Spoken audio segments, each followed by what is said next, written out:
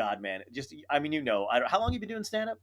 Almost 20 years. Okay, yeah. So I knew you were a few years. I'm 18 years in. So, Oh yeah. but yeah, you've got all the wisdom. So I'm just gonna. I don't think I do. No, I'm just gonna. It's by stand up law. I have to deflect and be like, this is what you This do. guy, even though This one of fucking- the years was spent, working the door at a comedy club, doing Yeah, a isn't spot that the? once a month. Do you? Let me ask you this, because this is what I love talking any kind of shop with another comedian, and we can. Yeah. By the way, anytime you're like, "Hey, I think I may have said something," I'm not one of those people that's like, "No, we're going to print." Yeah, you got Just it. fucking tell me. It's down. We got it down. Look, I appreciate already that you edit this. That's once you said that, I was like, okay, we're working with the pros here.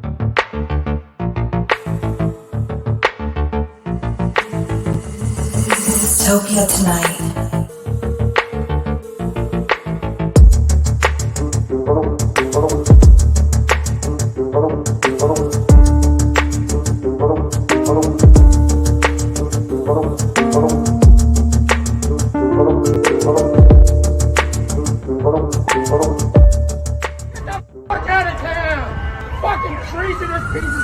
Dystopia tonight. Yeah, can I tell you even like the first the why I do half of what I do for this podcast is because of being on an endlessly shitty amount of interviews or podcast. Like I have that, like, even like I've had like a couple of agents or whatever go like, why are you putting so much effort into? And I'm like, because I've had to take some of these episodes and literally turn them into like shit for the press or like print related stuff, because I'll also be like, like I did it for Paul Reiser when he was on, and then I was like, oh, he's gonna be in a thing, and we're gonna sell tickets or whatever the hell it is too, so like let me also get this in the paper as well, and like, well, it'll be like a thing. And I spent so much time on it, and they were like, it's so funny when I actually wound up like when he came and everything, and we were doing the thing, he had the interview in his hand in the press, and he goes, he was like, this is very, I really appreciate this. He goes, you can always tell when someone cares, and I could see that you cared, and that means nothing to anyone else, but I was like, yeah, thank to you, me. because I love it. Yeah, right. Yeah, because like, how many times have you been like, I remember like one interview I was doing, a Sandy benefit. This is how long ago that was, and I got interviewed by one of the papers or whatever, and the benefit happened to be at Rowan University, like when I was kind of even like just ending doing colleges, but also like still doing them. But it was at Rowan University, and I went to did it, and the fucking press was like, starting his stand-up career at Rowan University, things come full circle for, and I was like, I didn't ever said that at all. Like, yeah. That's like, I like so when a journalist always just makes something up. They're like, that sounds pretty good. I love it. Why not? Let me check that with me. Yeah, that's good. Yeah. That's it. Oh yeah, that'd be cool if he started there. That'd be neat. He'll appreciate this. I had somebody, a guy that I've worked for fucking years, like introduce, and it's not a good club. He knows it's not. I can even say, I don't even care if he sees this. It's not a good club. It is, but it's a great place to, when you have good clubs and an hour you want to film or do something coming up, you do that room first. You bomb there. Yeah. So I go there or whatever. It's a great audience. We had a lot of fun. But he's one of those club owners that will go up and specifically bury every comic beforehand. Oh no. Because he can. Yeah. So like he goes up and does whatever, and then he introduces me as being from some random HBO show, and I was like, no, I'm not. And he goes, you'll understand the reference. And I went, no one. I just gestured. I went, does anybody? And then he was like, because you look like Jesus. And I was just like, what? Like, that wasn't even worth anything. So, oh boy, people are fucking wild. Yeah, stand up. Hey, it's the biz, showbiz. There's no, there's no rules. Absolutely, dude. Absolutely. Well, congratulations on the special, by the way, because that's thank you very much. Awesome. It's coming out. It's already at pre-release now. You said, right? Yes. So pre-release was February 13th. Nice. That was today. Today, yeah. And this is when we're starting the promo with the clips and all that stuff. Yes. It's nice to finally be able to have something to post. Nice. Because I've been doing that material and then like getting like a worse version of it. And I'm like, well, I'm not going to post that. I have a good version sitting here. That's so good. So it's nice now to get to post clips so that we, we're in the whole ramp up phase. And then March 19th, the special will go up on YouTube for everyone to see. Now, let me ask you this. Is it, now that that's all said and done, do you feel, I mean, you must feel a sigh of relief that the special's done, but how do you feel now about going out and touring? Are you like excited about the new material, or are you like, fuck me, man, I can't use any of that shit anymore? Oh yeah. Yeah. I'm like, how much of this can I do? Or I'm like, I'll do even older stuff from like my first. Let me try and repurpose that to get through 45 minutes. That's so good. Yeah, it's a weird situation, especially when you're like, after a special comes out and you're a professional comedian, you get money. Like it was easy when I didn't get paid for this. Right. Then I'm like, oh, that's fine. I can go bomb. No one cares. Yeah. Book me wherever you want. I, do shows around town. Doesn't matter. Yeah. Work new material. But when you're constantly working on the road, it's like I go to a club in a month or two. Yeah. It's like I can't just do 45 minutes of brand new stuff. No, I know. That does suck. I don't have that kind of relationship with any clubs. I mean, maybe there's some that might rebook me after that, but it's like, I also want the audience to have a good time. Yeah. Call me old fashioned. Yeah. It is a tough situation to be in, because what's funny is like everybody that this is the I think it's either the greatest grift in stand up. That's probably not true. There's a lot of comedy club owners are probably the greatest grift. But I mean, like, when somebody you idolize makes it, and then they do a lot of tour, like interviews, stuff like that, and they're like, how'd you get where you are now? And they're like, I did new material. I just booked myself in theaters and did new material every night and blah, blah. And you're just like, did they really not give a fuck? Or like, were they so good? Yeah. Like, because everyone in our I'm assuming we're around this. We're probably around the same age. Yes. Yeah. We're pre social media. Bingo. Barely. Right. Barely. Yes. I started around 2007 when stand-up was at an all-time low in terms of public opinion. Yes, absolutely. It was a real bust in that time. 100%. I started in 2005, and it was like, everyone kept telling me about the boom. And they were like, it used to be great. And I'm like, yes, what every young comedian wants to hear. Or like, I would be working the road with some old timer and be like, I remember we used to get paid in Coke. And I feel like, oh, well. Oh, yeah. I loved those old timers, I feel bad for the new generation that they're jumping that step. Yeah, they are. They get us. Right? They're blowing up online. Yeah. And then they're just going to do their own shows with their friends. I'm like, you don't know what it was like to get into a Honda Civic with an old man who's going through a divorce and drive through an icy mountain pass to make $100. Dude. And he's yelling at you about what you should do with your life. And you're like, I'm going to do the opposite of everything you're telling me. Yeah. Because you're crazy. Yes. Fucking 100%. There was a guy who, R.I.P., his name is Hal Spear. Not Hal Sparks, Hal Spear. And I remember my manager at the time, Tony Camacho. You know Tony Camacho? Do you know that? I know because you're from. Yeah, that's a USD. You're in Canada, right? I moved down to LA in 2016. Okay, gotcha. But then I go back and forth now since the pandemic. Dude, I've become if I were you, a man of two countries. Yeah, dude, good for you, because I was looking up how to get to stay forever in Canada, and they were like, we don't need you. Like, well, I think we do. Okay, thank you. Yeah, please put it in if they take recommendations. I'll like a comedy club. I'll take it. Yeah. Let me get next time I play golf with the Prime Minister, I'll let you know. Please do put in a good word. I'm a big fan of his. So there's like this me and this dude, and again, icy mountain path. And my manager at the time was like, you got to pick him up. He's going to be at a bus stop. And I tried not to, by the way, because what I used to do with like my management at the time would, when I was middling for people, they would be like, oh yeah, do you want to work with so-and-so? And I'd be like, I never heard of the fucking guy. Sure. Yeah. Whatever. Sounds good. They'd be like, great. You got to, and I'd be like, oh, you know what? I'm actually doing a gig and I'm coming from, but this guy needed a ride no matter what. So like I lied and said I was coming, already going to be on the way there. Oh, that's great. Yeah. So you don't have to be in the car with him. Yes, You're like, exactly. no, I'll just meet him there. I gotta.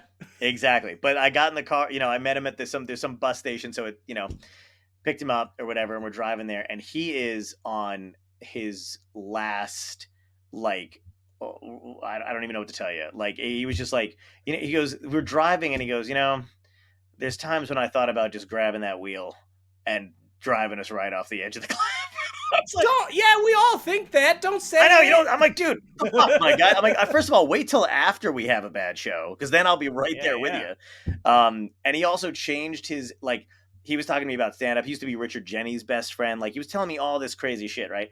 And yeah, and then he goes, yeah, man. He goes, I got to tell you something that nobody else knows right now. And I'm like, he's got a goddamn body in that bag or some kind of head. Like it's going to be an 8 heads in a duffel bag.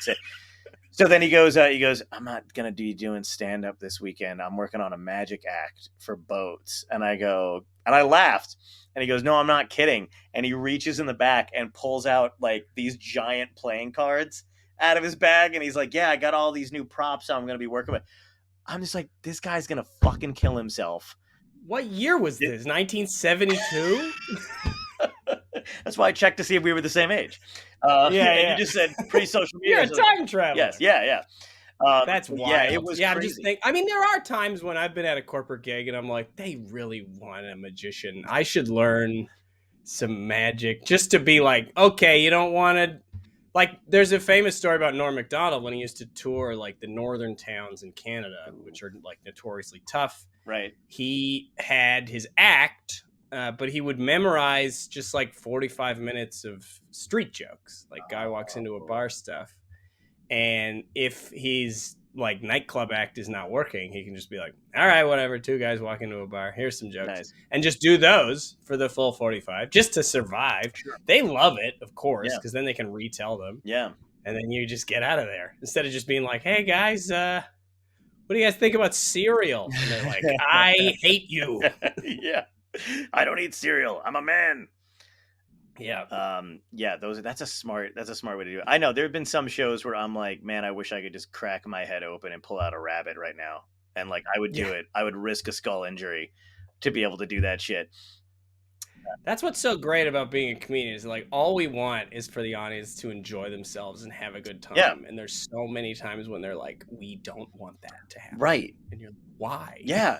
Or like they will laugh at just enough and then they don't carry it over. So each fucking thing is like restarting an engine with one of those old like, oh my God, and then you're kind of, you want to ask them why, but you, at the end of it, you're just like, I'm just happy it's over.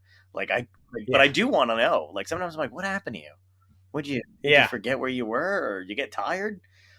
I like the people that get in a fight on the way to the show. That's always my favorite. Those are great. Where there's the person in the front row like this. Like, Yep. And they're like, you can't enjoy this because you're still mad from the drive. Yeah. And then, you don't have the ability to compartmentalize that anger and fight later. No. Enjoy the show. You're like, I got to stay in this fight. Yep. For the whole comedy show. And like, and I hate to say it because of the era we're living in, but 9 times out of 10, it's usually the woman who carries that over into the comedy show, which I do enjoy. Like, I had it this weekend. I was doing a gig, and this woman said something to, like, just drunk off her fucking ass, shouted to me about my hair, and I was like, oh, cool, thanks. She's like, love your hair. And then I jokingly was like, oh, are you with anybody? And she was like, yeah, but not for long. And I was just like, oh no, what did I just walk into? Like, so then I'm like, oh, I said some things or whatever. And she kept it going.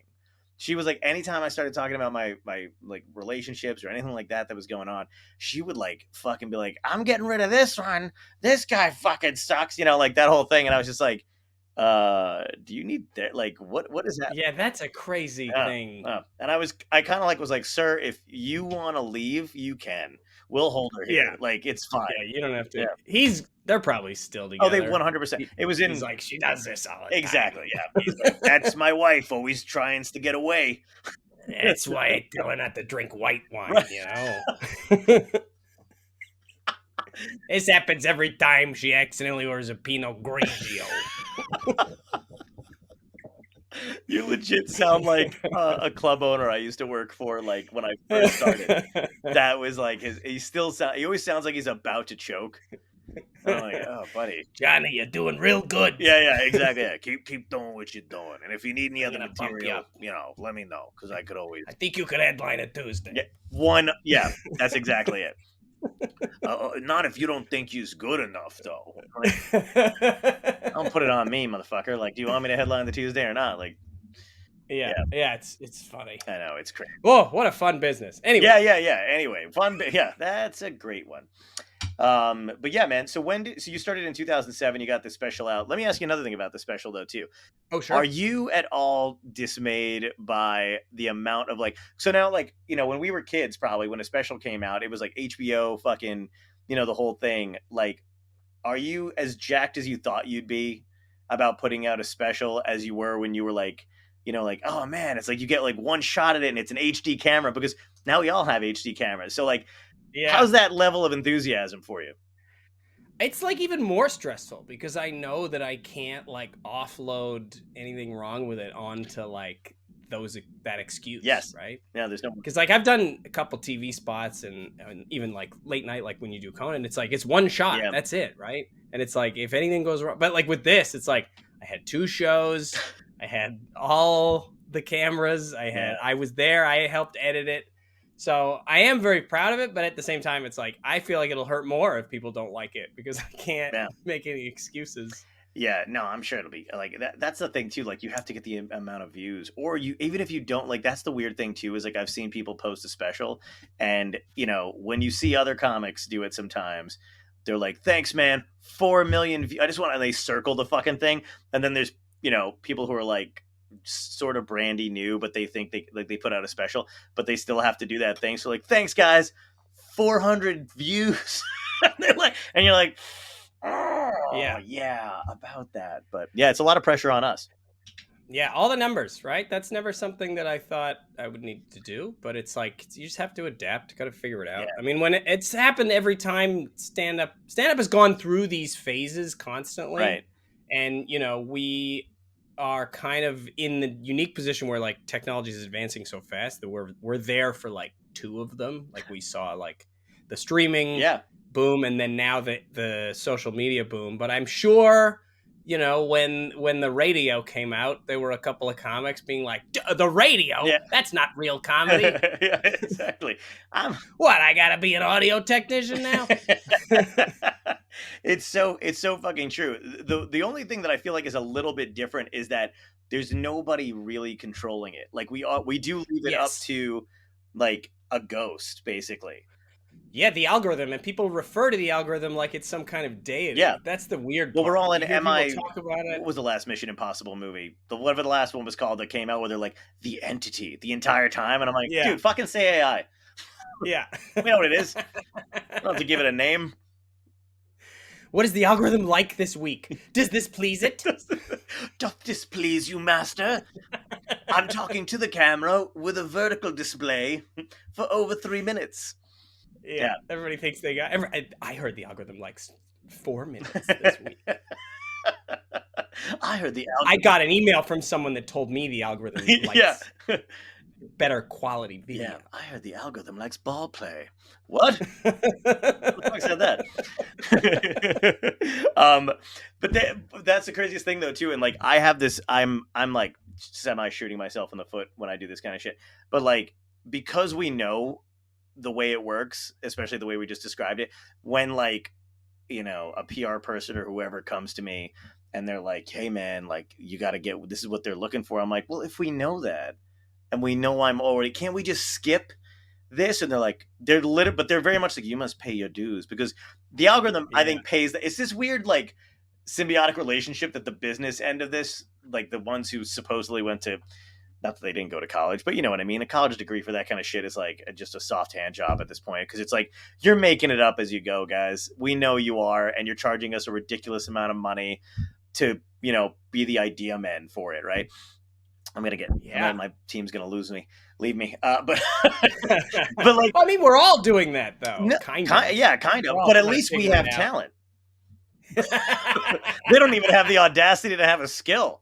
They just jeez. yeah. Yeah, they found a real shortcut. Maybe that's their Yeah. skill. Yeah, they have their parents pay $160,000 for a degree that tells them they have an opinion.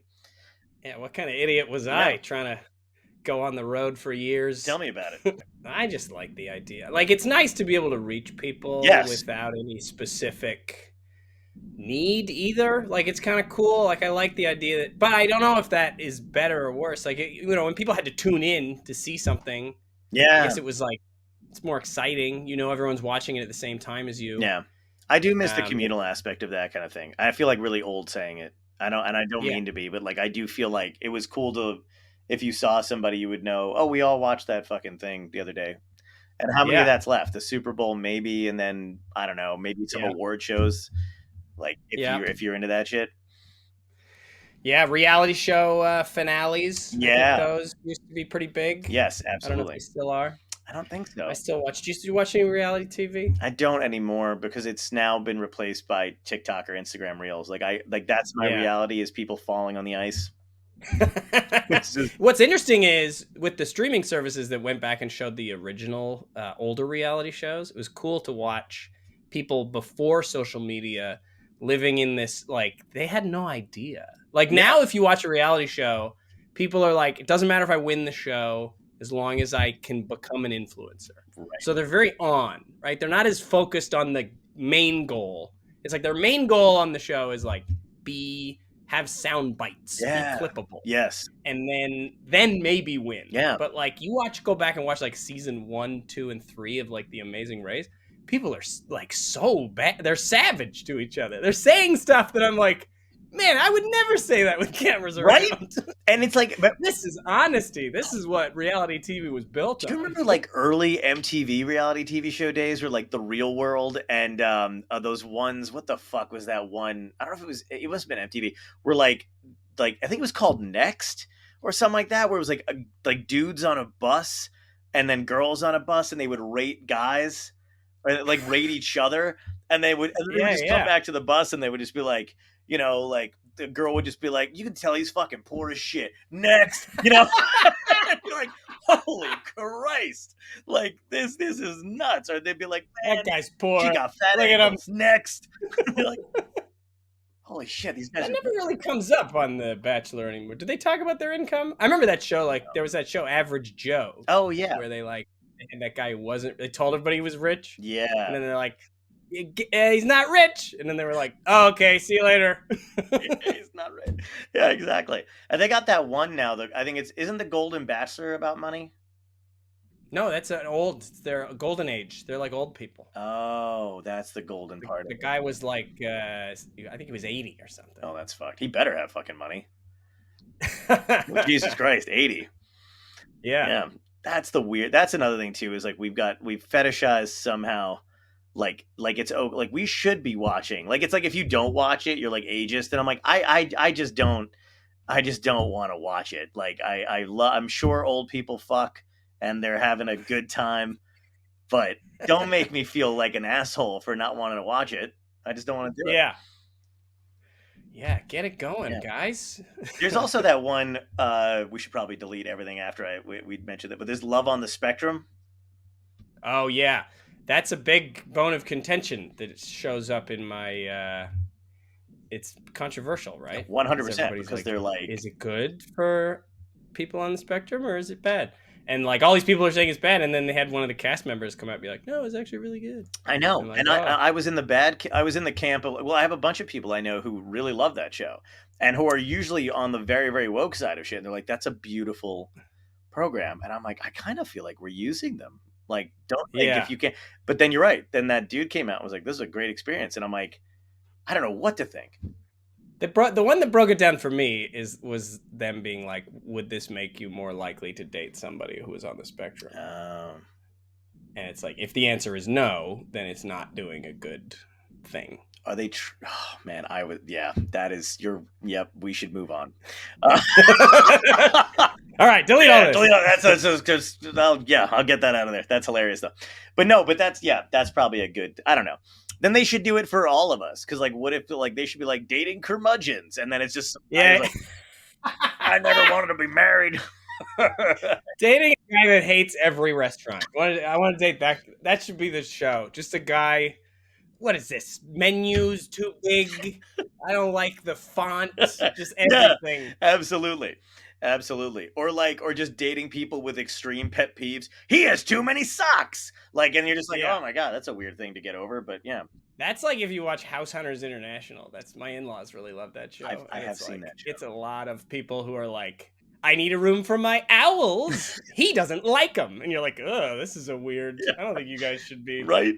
Oh my God. You know what I missed? You remember when Jerry Seinfeld had that short-lived the marriage ref. Marriage ref. Yeah, Tom Papa, good guy. Yeah, Tom's the best. He is the best, and he crushed at that show. But I remember a specific episode of a guy or somebody who had a couch that he just had from his ex, like that they fucked on or something like that, and it was this out like get rid of it, and that was the like main discussion. But I was like, this is necessary because I've seen this shit. That's crazy. That's the hill you're gonna die on. Right? This guy must be his first wife, I guess. I don't. That's like, yeah. It really is. I'm like, unless you. As someone that's been in a relationship or two, yeah. I feel like you can just be like, no, yeah, you're not getting that. No. Don't die on that hill. Exactly. I think I would leave. So, like, if you were like wanting to, I would just be like, I'm out, man. There's no fucking. That's the best. Are you married? Are you married? You gotta go. I am married. You're married. Yeah. Congratulations. That's awesome. I am. Thank you. I am single, which is why I have so many buttons.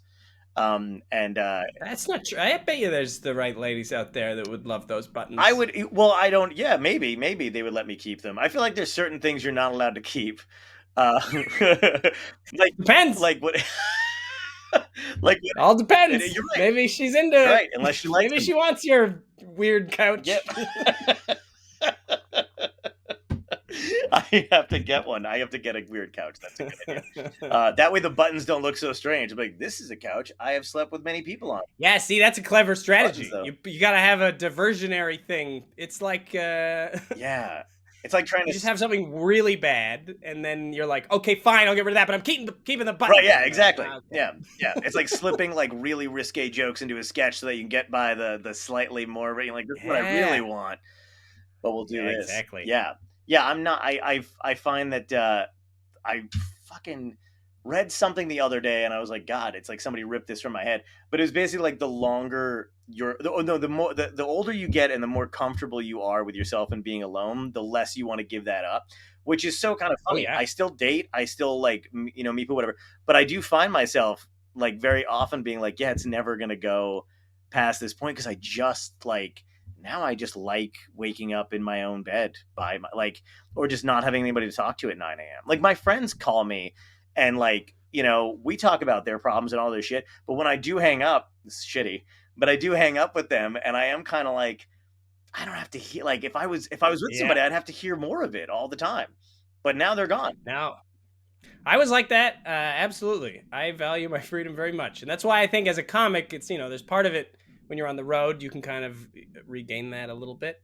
But, I never thought it would happen. And then I met my wife. She's fantastic. I like that, though. I mean, I think that's probably... Here's the weird way I look at it, too. Like, I think a large portion of the population who are married are lying to themselves. And there's only a very small part that actually... Because I do have friends who, they work. I mean, I can't imagine them not together. They're good at each other, being each other's teammates, that kind of shit. Yeah. And I'm like, okay, that's great. I'm glad I saw that. But I think I only see a small percentage of that. And people get offended when I say that. And they're like, oh no, that can't be true. And I'm like, it should make it more special, I think, if there was a smaller fraction. Yeah. If you find the right person, but you got to hold out. Yeah. You don't settle. Yeah. You got to hold out. The quote I like is someone told me that, like, when you meet the right person, hanging out with them should feel like you're robbing a bank, like you're getting away with something. Oh, and if you're married to the wrong person, it feels like you're going to the bank. That's fucking hilarious. That is, I'm gonna carry that with me from now on. Yeah, that's a great way to put it.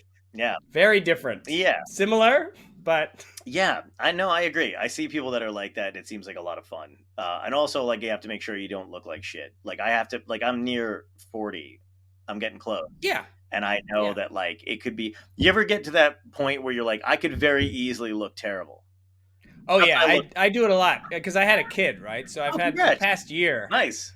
I was like, I am like weird, tired dad guy, Ah, and like I try even just dropping my kid off at daycare. I'm like, I gotta put on pants with a belt, like get it, because like I'm sure at the first little while, but it's like it's getting to the point now where I'm like, I see other dads yeah. and they're wearing like sweatpants and just like, and I'm like pretending I have a job. I don't have a job to go to till the night.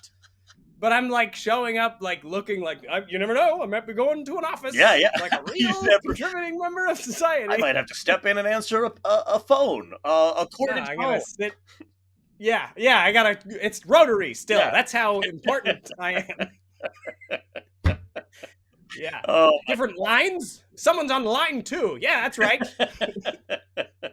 I've never we had a line. we two. do look I'm like never gonna have a dudes who line would two. still have to do that though. Like if there was anybody still answering some kind of corded phone, it looked like this. I think. Yeah, That definitely. is fucking. Calls coming in. I don't know. Yeah, I'm gonna have to take this, Phil. The daycare drop off is funny because at first he cries. He's like, I don't want to go, and you feel bad because you're like, I just can't. I'm too tired. I gotta go and get some work done. But then he's now reached the other end of it where I'm like, I drop him off and he's like, peace. He just walks away. I'm like, I'd like a little bit of a goodbye or something. He's like, he sees like the daycare toys and he's just like, okay, see you later. Just like drops his coat. Does the you're just a thing driver. kids do? Yeah. Oh, Where they can just throw their coat down. I miss doing that. You Yeah. just brought me back. I might do that tomorrow just for the fun of it. It snowed here. Feels good. I'll fucking kick Come it off. home. The only time I do it is if I'm coming home in an Uber and there's been traffic and I got to go to the bathroom. Oh. That's a real. Oh man, that is so. That's a fright. That's yeah. If you could do that with all your clothes right before you have to go to the bathroom, that would be ideal. Yeah. If you could just all just like if you just went like this and all like in that Jim Carrey movie where he's God, you just these. I would like that before I go to the bathroom. I would like that ability. Wasn't there like a thing in the Jetsons that like dressed and undressed people? I feel like we got. Where's that? Yeah, we got gypped, dude. There's so much. I stuck my car in a suitcase. Yeah. It was like, boop, pop, pop, pop, pop, pop. I thought that was gonna be the fucking shit. I want to see. I think it'd be fun to look back and try to look at like all the sci-fi things that got it, like who got it the most wrong. Everybody's always talking about who got it the most right. Like they're like Big Brother, Yeah, and all these other ones. Good point. Like 1984 or whatever, and they're like, they're totally right. Those aspects were good. They guessed it. And I'm like, I want to look at a sci-fi thing that was like, they thought we'd have this, and it's not even close. Yeah. You want to know who really got it wrong in that case? Fucking Star Trek. Because they thought we were going to live and not need money. Or yeah, they thought we were all... Well, I mean, we're still waiting for the disaster to destroy the world. And then apparently we rise out of that, and somehow we're like, let's be nice to each other. Because, when has a war decimated everybody and everybody came out of it more peaceful? Yeah, no, that's not going. We're not even... You and I are probably not even going to make it out, like, past day one. Yeah. I'll be like, anybody need a joke, guy? No? Okay. Yeah, exactly. Or like, do we look like guys who like would be like, we have jars of mayonnaise if you need them? Yeah. Yeah, I got some pretty strong opinions on walnuts. Yeah. If you need that. Yeah, I saved some Taco Bell packets if you guys want to split a fire sauce. That'd be great. Morale. I mean, the one thing that I did like during the pandemic was kind of the demonstration of stand-up comics and our like weird resilience. Yes, right? Because it was like this was one of the things that was like deemed non-essential and like don't do that. That's crazy. It's like that, and then like jazz. Like jazz was the most like you're blowing droplets into people's faces. Yes, they're like, no, none of that. Yeah. But stand up too, it was like, you're doing this thing, but we found ways. It was like kind of cool to see like people doing it in parks and the Zoom shows we all did. And it was so weird to kind of live through that. And I sort of liked the like, I don't know, because, when you're an established comedian, you really I love to think back of that, like we talked about earlier, that when nothing matters, when you're doing these shows and you're like, nobody knows who I am, it doesn't matter if I bomb. Right. There's this weird freedom in it again, and I thought that sort of happened a little bit there, where it was like, I'll just stand up on a milk crate in the Yeah. forest Yeah. to 3 people, and I don't care. Yeah. If it's bad, I'm not worried Pickup about trucks. how well it is. Yeah. Yeah. It was kind of, and it seemed kind of like, trial by fire, like that kind of a thing where you're like, I don't know if this is gonna work. I don't know if it's gonna work. Some people had, some of my friends had the cops show up to break up whatever was going on. Yeah. Because it was usually somebody that called them to do it too. Like that was the thing. It was Yes. just weird getting called. Like it's like there's people on the back of pickup trucks outside my apartment. Yeah. I was like, all right, lady, fucking relax. They're gathering. Yeah, they're gathering. And also just I liked during the pandemic seeing clubs that were shitty to comedians close, because Yeah. it was like, I mean, God, man, I went on every fucking news chat or whatever it was to just be like, this is what happens when you own a building that you can't fill with the people who you need to survive. Like that's just it. Like, so appreciate us. Like, you guys didn't pay us enough to begin with anyway. And your comedy club's not a comedy club without us in it. I'm sorry, it's just a restaurant that's defunct. So there you go. But I don't know how well that carried over, because I feel like they went right back into not paying us enough. They were like, They're like, they really need it now. We know they need it. Yeah, exactly. They all just lived off their credit cards for a year and a half. Did you see an influx of like, I don't know, like I know you were in LA, but you were going back and forth to Canada. Was there like an influx of Zoom comedians in Canada in the same way that it was here? You mean like comics that didn't do it before Yeah, and started started on on Zoom? Yeah, there were a few. I remember seeing, like, just after the pandemic, people who were like, yeah, I've only ever done stand-up on Zoom. This is my first live show. I'm like, wild.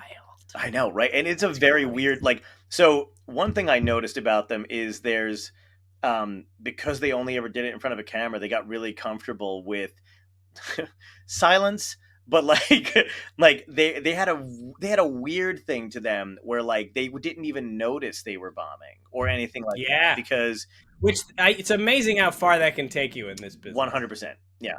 Especially when you're that good with a camera, where like I've seen people like pump out, or not pump out, but like when they post a video and then they boost it, so it's like being whatever with no laughs in the background.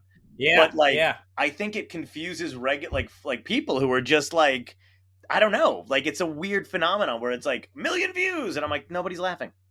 What the fuck is this? All the clips in my special are there was an audience there and they did laugh. I even felt bad when we were editing it, because my editor was like, "Oh, there's not this laugh. We didn't capture it because we had to move one of the microphones so we can make it louder." I was like, I don't know. Is that allowed? Yeah. I don't. They say, I mean, I did a TV special way back in 2008 in Canada. It was Mhm. on Canadian TV. Too early. Nice. They asked me to do it. They were like, do you have 40 minutes? And I was like, I think I do. And then I had maybe 8 minutes. Yeah, of course. But I did this special, and they were like, yeah, don't worry. We'll sweeten it. We'll get laughs in there. Nice. And I was like, okay. And they didn't really. Yeah, well, But to be fair, there wasn't a lot of like, I was so new. I think there was maybe 2 jokes in it that are like, these work, yeah, kind of. right. And they were like, oh, yeah, it's weird. Like sometimes I can see, like, there's definitely places where, even in 80s comedy, I've seen sometimes where you're like, oh my God, they totally put the like to somebody I know who's genuinely funny. But it makes me want to go like, well, what happened to that audience that night? Or were they not mic'd enough, or whatever the fuck the deal was? Because you can tell it's pumped in. It's just artificially, like. I mean, there's that famous Mitch Hedberg Comedy Central half hour where he like sits down at one point because he's not happy with how the crowd is behaving, and but if you watch it, you're like, oh, it sounds great. Yeah. And I think because they probably sweetened it later. Yeah, they did that with Mark Maron's roast to Chevy Chase. They like, he said he did a couple interviews about it, and he was like, it was the worst experience of my life because I'm not a good roaster, and my things get a little bit mean, and he didn't know me. And I think it was Howard Stern. He was like, no, I've seen that. You're what are you talking about? Like, you're crushing. And he's like, yeah, dude, they were very nice to me. Like, they fucking edited it and then sweetened it and to his credit, like, it does look like you crush, but he goes, but there was nothing Like he's like, I had no laugh, nothing was. I was getting nothing. I'm like, that is fucking wild. But cool of him to That's admit. great. Yeah.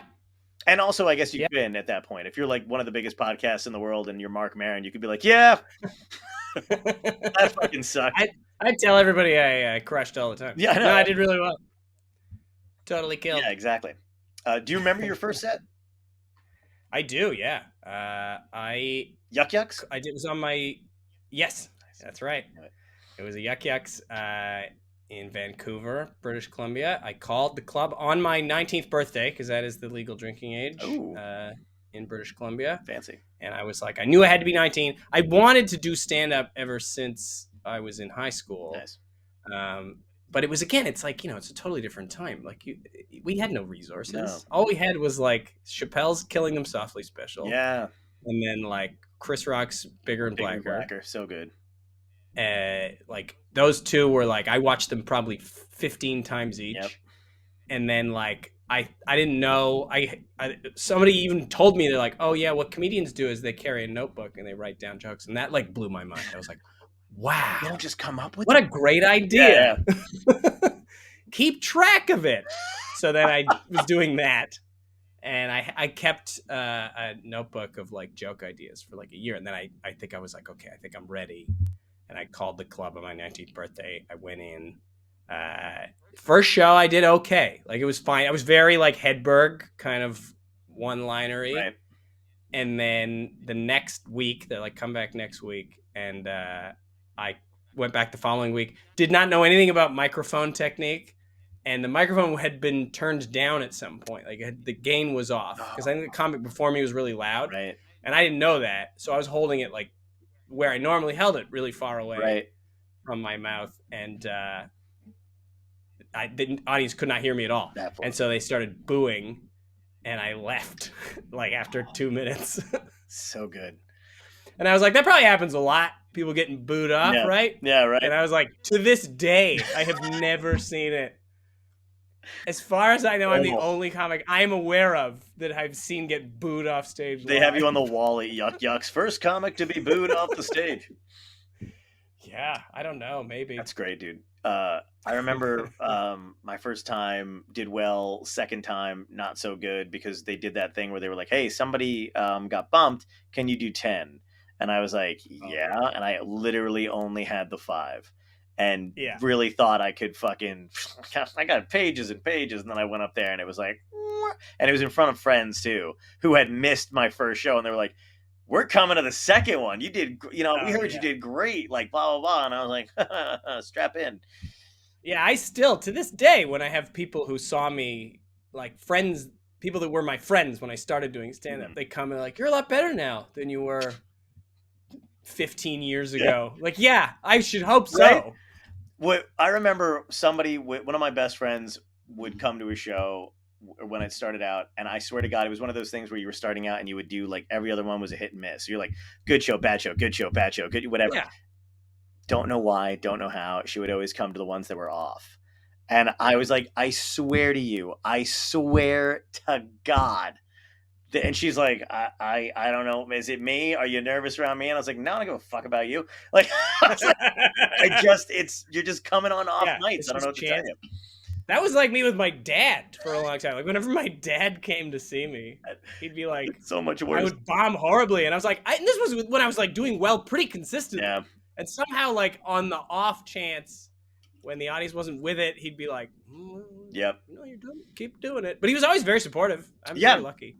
Yeah, my dad came out to a couple shows, but he's not like a stand, like he loved I don't know, like Jerry Lewis and Jackie Macy, Buddy Hackett, like those guys or whatever. Not that he didn't like he liked fucking around or whatever, but like it just he came and supported, but I knew it wasn't his thing, so it didn't matter. Like he'd be like, that was good, like it didn't matter. He was just like, that was fun, and I'm like, I know I had fun, but he didn't get it. He didn't know what I was doing or like if I did well or didn't do well. It was just there. I was like, that was nice. Yeah, I feel like millennial dads, like, I'm going to be, like, we're too involved. Like, I feel like if my kid was doing stand-up, I'd be like, and I didn't know it, I would, like, research it. And I'd be there. You'd be the dad I'd be worried about. Yeah. Because that was like... I'd be like, you could do a callback. I mean, my mom tries to give me advice like that's that. nice. For years, she was like, "You talk too quickly," Oh man, same. People always say and that. I was too. like, "Well, people don't understand that we're trying to.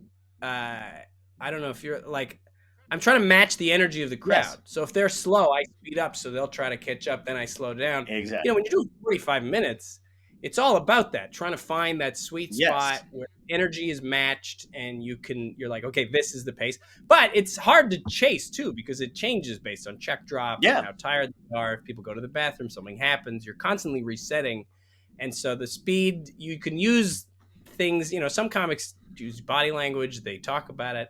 I try to use like the speed that I'm talking, the yeah, volume, like everything. It's all these are all the tools we have. yeah. It's just things we can do with our voice and body. Yeah, and it's so interesting too because people like it's one of those things where like I don't want to explain it to you and bore anybody who's a civilian at this, and then Yeah, but yeah. also you get those people that if you do try to explain it to, they feel like you're talking to them like they're an idiot, and it's like it's not that I'm saying you don't get like, but I'm just trying to help you out so like that when you come and see me and I am doing a slower or calmer set, it's up to me. Like this is not Yeah. something I'm not aware of or not in tune with, but like Yeah, how long do you have to do comedy before you can just tell people I've done this a few times. never. I know what I'm doing. I had one friend who was like who basically yelled at a bunch of other friends of mine who were trying to like argue some kind of not even my material or anything like that. It was like literally comedy in general. And he was just kind of like, "Oh my god, I can't fucking stand this." Do you understand that he by now has like a 2 PhDs in like in Yeah. comedy, where like you work at a box factory? Like, are you fucking nuts? Like, how are you debating like whatever this is? And because a lot of people you'll find this too, like uh they will not say I do not find such and such entertaining or funny. They will say this is not this is not funny. Yeah, this isn't And good. then for us it's like actually all the structures there and mathematically, you know what I mean, like we're not mathematicians but we're like this is built structurally like a Yeah. joke, like this is a joke. So Yeah. If it wasn't good, I wouldn't be doing this. yeah, I exactly. mean, maybe there are. I mean, we all know there's some people they bomb for 20 years and they don't go away.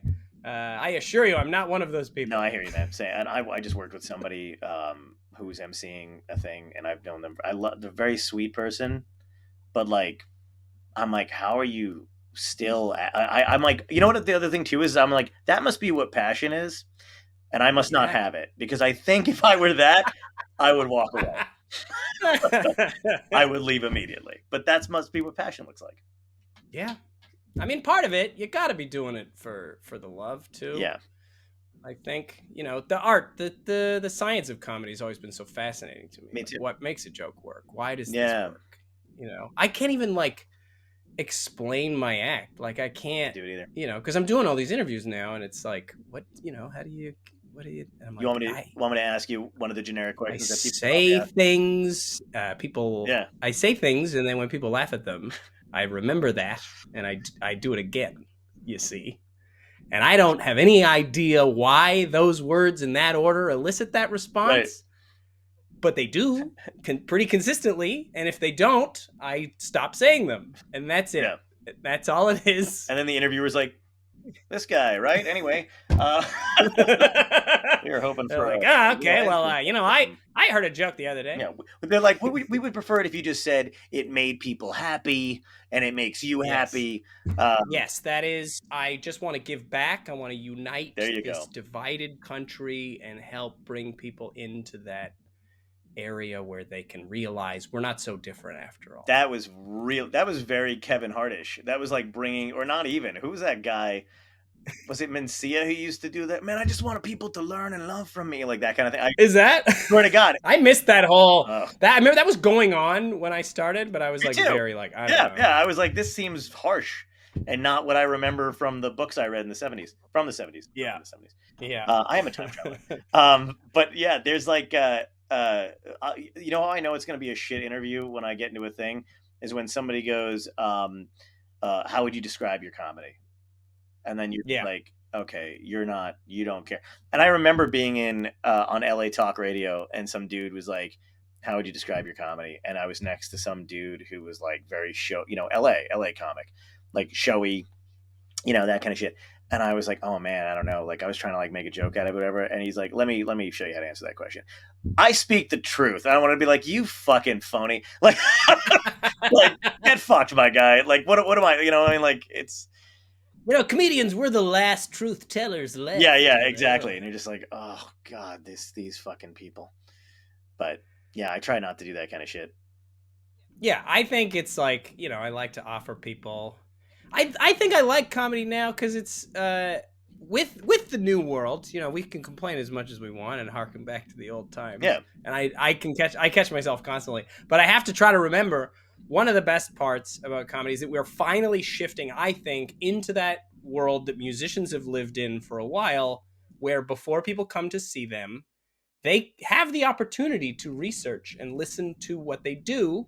So now I have this newfound appreciation for that. For when I go to a club, if you come and see me and you don't like it, that's on you. Yep. At this point. Good There's point. enough. A lot of people like what I do. They come and see me. You're taking up a chair from someone who probably wanted to come and see me. And you were like, I don't know, let's see if it's good. Right. Yeah. Which I know that's part of the fun. It is an exciting thing. I mean, we all listen to Spotify's suggested playlists, and then we're like, you don't even know me at all. Oh god, yeah. But yeah. But I think that, there is if you're going to go see somebody and you are the type of person who does get disappointed about that kind of thing, you should research, take a look. No, I agree. See who's there, watch a couple bits. And that helps us out with the club and the club owners as well. Because if anybody actually winds up getting pissed, it's like, dude, my shit is everywhere. And you had a month to like decide whether, first of all, just look at me. Like, if you don't like the way I look, just fucking go. You know what I mean? You can kind of figure out my politics, like, and where I'm, where I'm coming from. Yeah. That's just nice. We also cultivate this sort of caricature thing. I think when people see me too, they're like, this guy, I think I know what he's doing. Yeah, exactly. Yeah, you're like, all right, how can I mean, I'm basically fucking bat signaling you right now with my, whatever. But yeah, that is a benefit too. And I do kind of like that we can carve our own niche if we really need to. Like, you can get like your own like audience or whatever. It's not too bad. Yeah, it's so cool when I those are the moments I live for. Right, is when I have people who are like, they tell me things like, oh, I didn't know you, I didn't know anybody else thought this way about whatever this topic that you just discussed. Right. I have a weird brain that I'm like, it's so nice to hear other people who like, oh, you think about that as much as I do? That's amazing. When you say weird brain, do you mean depressed? I'm right there with you. Maybe. I don't know. Yeah, no, I'm right there. Hard to say. Yeah. It is. You know what's crazy is that I feel like probably the way we emote, we don't come off as fucked up or as sad as not that every comic has to be, but I think there's a little bit of that. But like, it's one of those things that I wish sometimes I was like, oh man, yeah, if you just knew every day I wanted to quit, that'd be like solid. Like, but people just think you're fine all day. Like, you're a barrel to be around. I'm like, I need my time. I need some like downtime to fucking do it. There has to be an emotional consequence to having to be on every night at 8 o'clock. Totally. That's the other quote I like about, it's like, comedians aren't funny. They're funny at 8. Yeah. Fuck yeah. Also, I look like the type of dude who would go get a drink afterward, and I want to go home. Like, it's the worst. Like, we just this past weekend, I was there with my opener, and she's one of my best friends. And we have a signal, like, when we need to get, like, if one of us is trapped. Oh, that's great. Yeah. She'll come over and go, hey, yeah, we got to run. We've got to do that thing. Or you know what time it is? And I'll be like, oh, fuck. And then we get out of there. But like, that's always the case. They're always like, hey man, like, you're a fucking blast to be around. I'm going to, I already bought us a drink. And I'm like, oh fuck. Sorry, dude. I don't, or whatever. But I just don't want to be talked to. But, I mean, like, you know what I mean? Like, in an excessive, I don't want to hang out. I've had people be like, come over. We're having a thing after. No. Yeah. No, I don't. Wow. I don't want to go. I don't want to wind up on the news. Are you nuts? I'm tiny. I'm 5'4". I did that a little bit when I started out, and like, I think the few times I like went to like a house and people were like drinking. Brave. One of them tried to fight. I was just the opener, but they tried to like fist fight the headliner, and I was like, we gotta get out of here. That's great. Wow, that is fucking something else. Was it over a joke? No, it was just like, I think they brought him there under the pretext of like, we're all gonna fist fight. That's fucking hilarious. What a great bit. Like, we're gonna hire a comedian, then fight him. Yeah. Oh no, this was like after the club. They were like, Oh, come okay. to our place. And then we were like, I think it's because I do have that thing where like when I'm having fun, I'm like, yeah, let's all hang out. And then like stuff can just turn. Yeah. Like I was in it's just bad. It's just like you never go to the second location. No. Especially in a town you've never been to. It's just this wild time where people will just trick you and be like, you're because when you're like, because we went on the road pre-Uber. Yeah, absolutely. Where you're like, if I'm somewhere in a town, I don't even have the internet. I don't know where I am. I don't have maps on my phone. MapQuest. Just Yeah, this wrinkle. I gotta get to a internet cafe. Yeah, dude. Oh my God. I remember traveling with MapQuest at one point, and it took me down a road that hadn't been used in fucking like years. And there was no shitting you, a dead fucking tree with like across the road. And I was like, this can't be it. This must happen. There's no fucking way it would take me down this road. And then when I'd asked like somebody, like a guy for directions up ahead, I was like, yeah, it told me to take, they were like, that road hasn't been, it was like a horror movie. That road hasn't been used in 30 years. Go. The gig wasn't in a hollow tree. Like, this is, I got hired by some squirrels. Yeah, I got hired by some Keebler elves. And they were like, we just needed a third to help make some cookies. That's all. Yeah, that was great. Like, yeah, because you didn't even used to know like what the building looked like, anything. No. Right? You just have it. They'd be like, drive this way. And you're like, what? Yeah. I had gigs where I had to like check in at a liquor store next door, and they like give you a key, and then you gotta like go around the back. I love that they gave you a key. That's so great. Yeah. Help yourself. Lock up when you're done, and Yeah. pay yourself too. Collect the money at the door. Oh, that is so fucking good. I remember going to gigs being terribly disappointed in like, because in my dumb young comedy brain, I would get hired for something and I'd be like, this is going to be great. It's called the Old Washington Theater.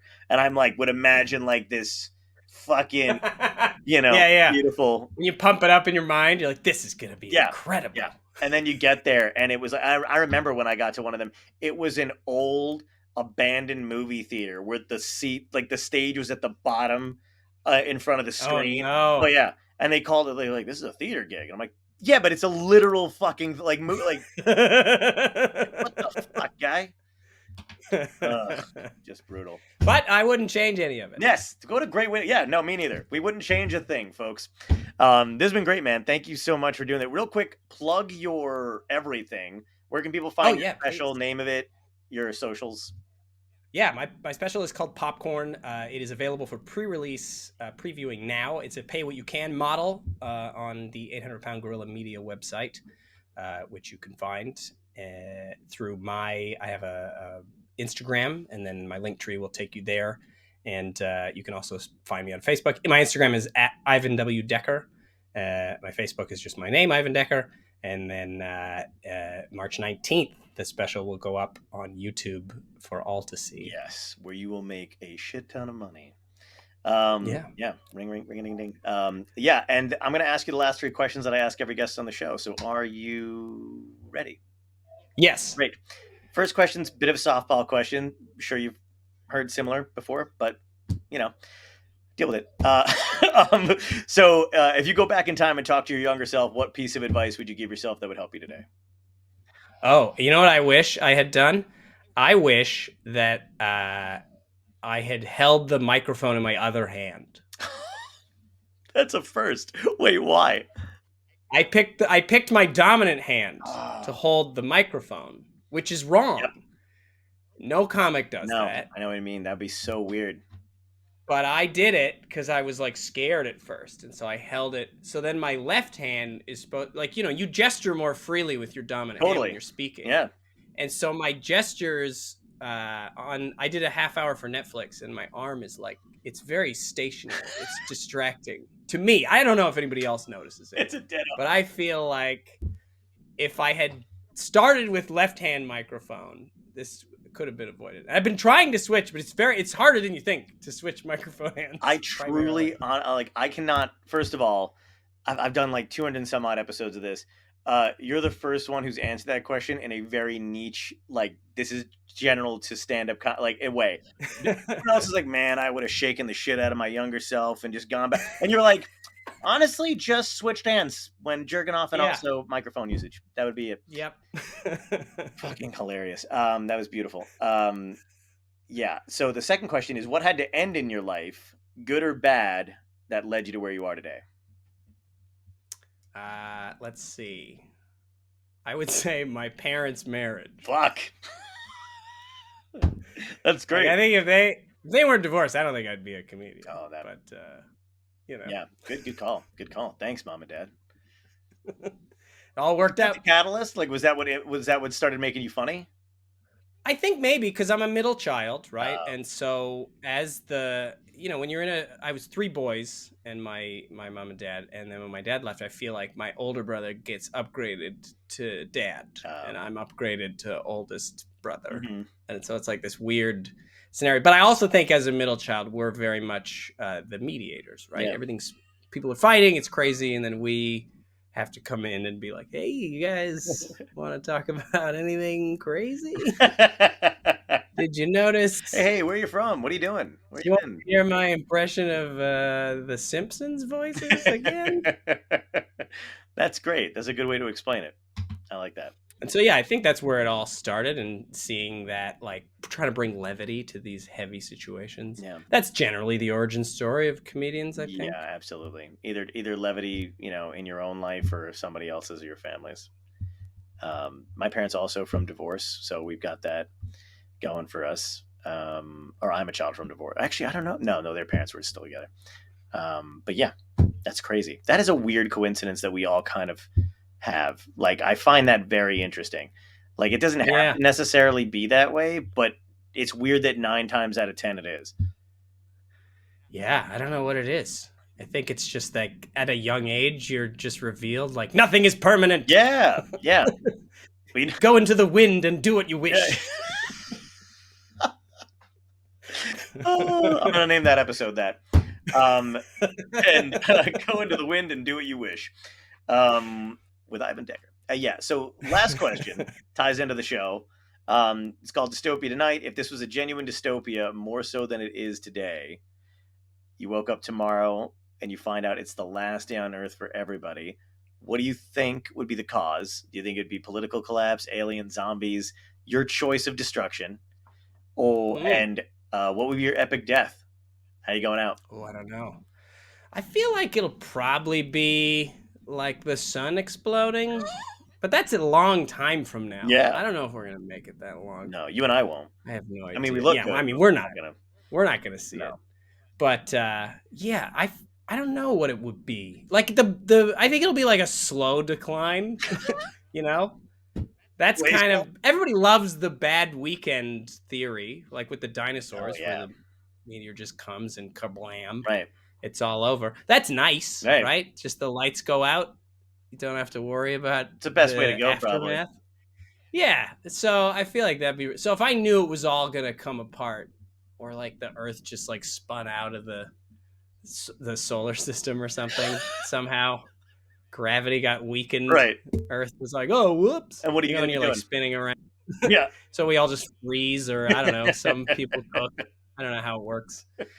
I don't know. Like I would, because I'm lactose intolerant, I'd probably have like a bunch of like a milkshake. People really talk about those as being delicious. And I had them when I was a kid, and I seem to remember really enjoying them. And I haven't had a milkshake in like 25 years. So I think if I knew I was going to have to deal with the aftermath. Oh my God. I love it. Have a milkshake. Love the idea of you just in the last couple hours chugging milkshakes and just shitting at the same time. Like everyone's shooting guns, driving their cars off cliffs. I'm like in line at McDonald's, like hitting up diners, like, give me a malt.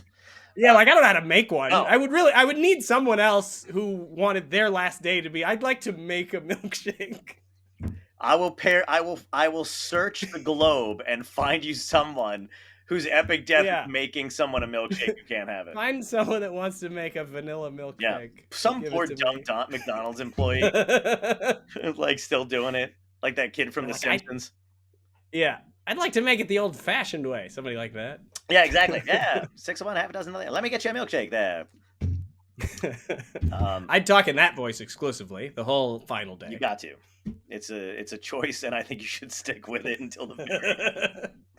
One milkshake, see? Give me a milkshake, see? Fought 2 polar bears, made friends with a seal. That's what I did today. Stole a hot air balloon, grabbed a milkshake, traveled the world. Oh yeah, wore a top hat. Yeah, Come on. Oh my god! I hope I run into you if it's the end of the like. I really want to see this. You're just doubled over in a top hat with a transatlantic accent. Yeah. Oh, geez. Yeah. Boy, this is really giving me the jigglies. I thought we'd be dead sooner. Oh my god! New name of the episode: "Giving Me the Jigglies" with Ivan Decker. You've been a blast, man. Thank you so much for coming on, man. Oh, thank you. I really appreciate it. I appreciate it. Thanks for having me. No problem.